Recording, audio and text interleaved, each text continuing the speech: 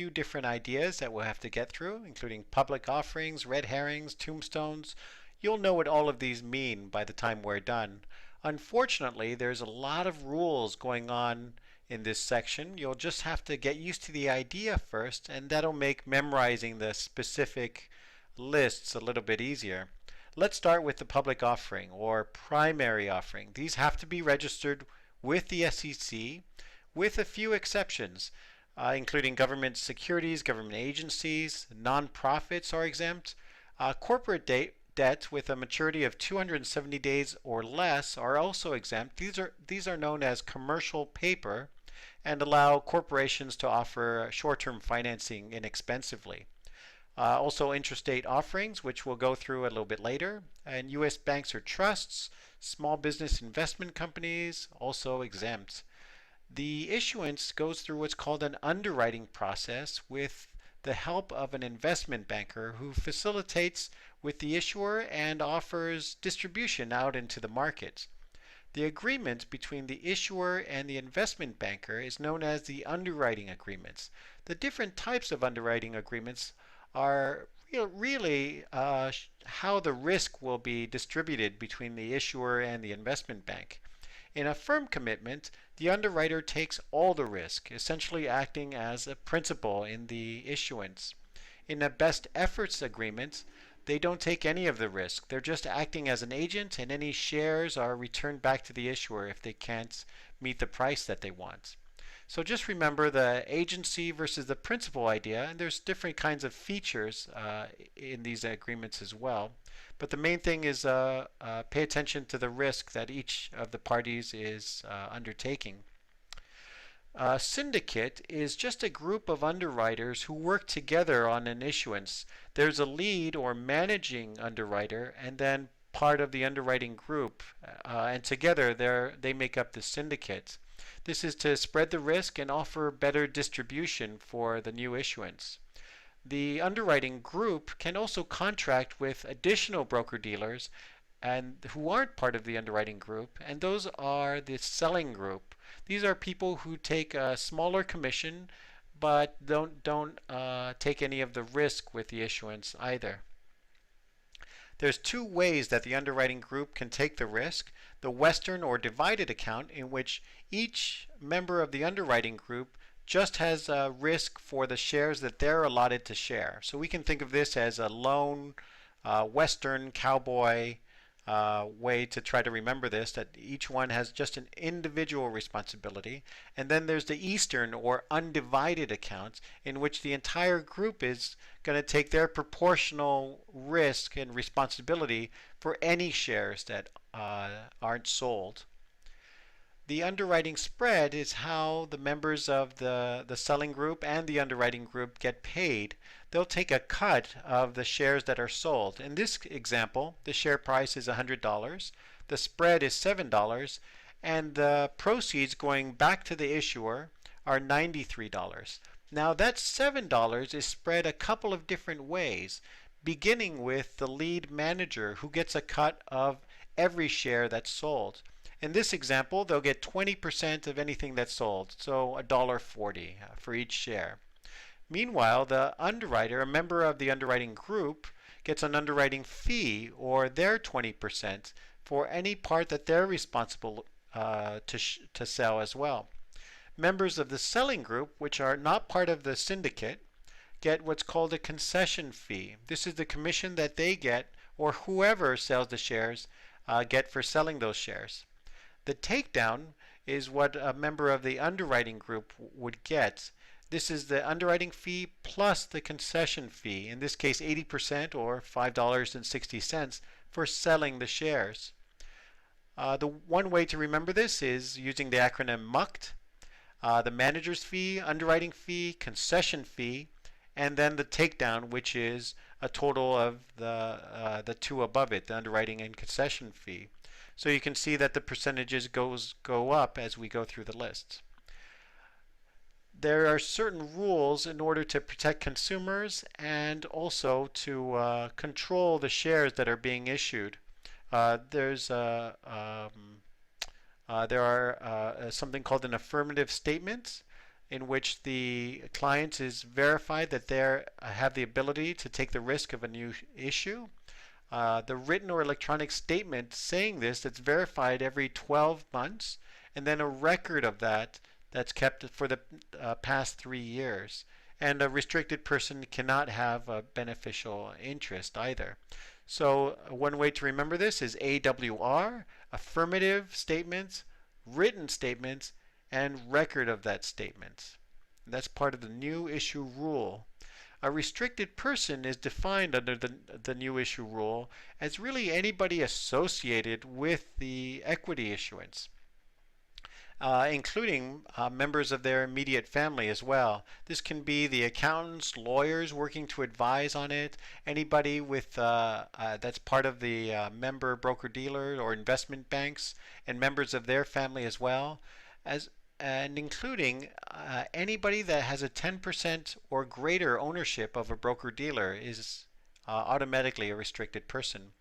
So we can remember this as being all the associated people with the issuance, as well as 10% owners of broker-dealers. One other thing with new issue rules is that it exempts all debt offerings, secondary offerings, private offerings. We're just mainly focused here on new equity issuances. So we don't have to worry about REITs and mutual funds and other kinds of offerings. The registration statement is the form that's filed with the SEC to get approval for the issuance into the market for the IPO. This includes all the basic information about the firm, the issuer, the description of their business, bios about the directors and officers, disclosures of ownership for significant owners, 10% or more, and the underwriters and their holdings of the issuer as well. Once this is filed, there's a 20-day cooling off period in which a process called Blue Sky begins. This is the registration of the issuance in all the states where the securities are going to be offered. When that Blue Sky or 20-day cooling off period is over, there's a due diligence meeting between the issuers and underwriters to make final verifications before the next step is taken. So remember, there's a Blue Sky period, a registration, which is done during the 20-day cooling off period. A red herring is the preliminary prospectus, which is used to generate awareness of the issuance and find out if there's a lot of interest, if this is going to be a hot issuance, and who can be possible buyers of the new issuance. It's called a red herring because the prospectus form has a red band along the side of it. This is not used for any kind of orders. It's just to find out who's interested in it. In fact, there's an SEC comment saying that nothing in the prospectus, this preliminary prospectus, the red herring, has been verified or guaranteed yet because they haven't done their approvals as of yet. So this is for indications only, not for orders or general ads. They'll go to institutional and large investors with the red herring. The tombstone agreement is the only kind of ad that's allowed, and it's done after the registration is effective. It's called a tombstone because it's very plain, has a thick black border, and it contains only the most basic information, as well as the standard clause, which you should know, called a not an offer to sell or a solicitation of an offer to buy. The offering is made only by a prospectus. You should know this is a lot of times this will be tested on the exam. And again, this just has very basic information, and it's only after the registration. An accredited investor is important for a lot of the private equity issuances, which we'll get to next.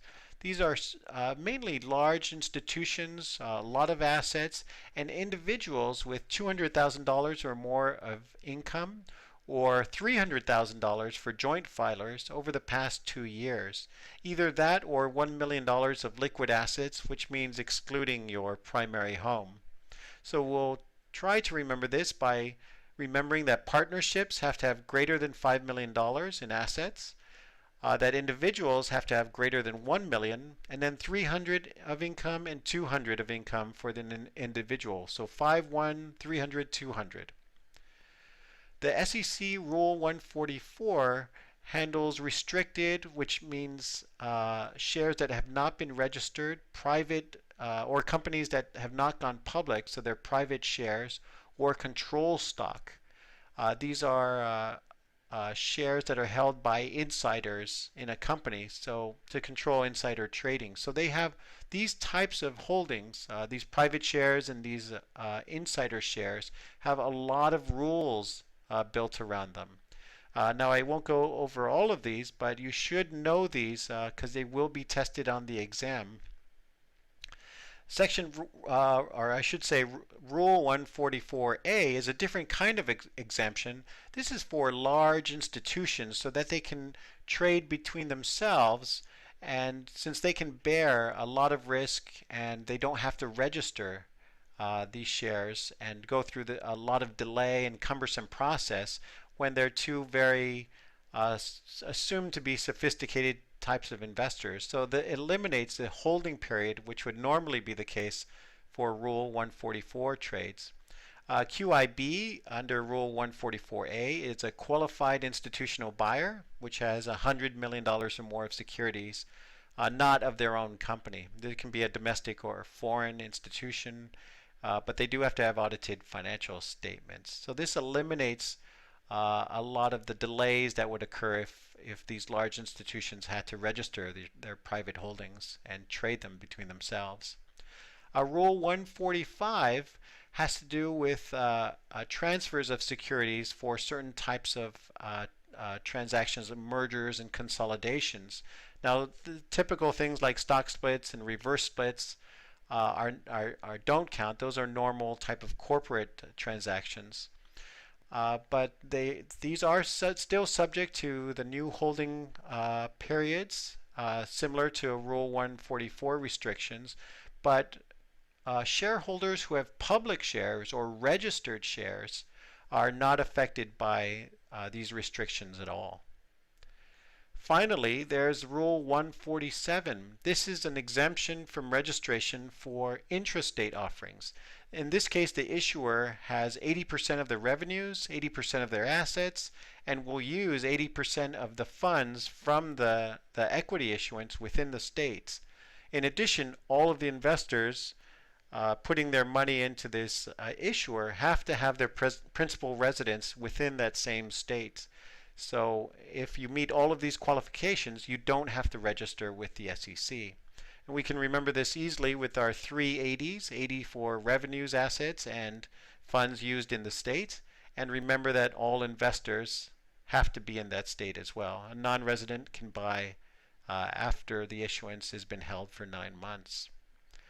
So those are the major rules with equity issuances.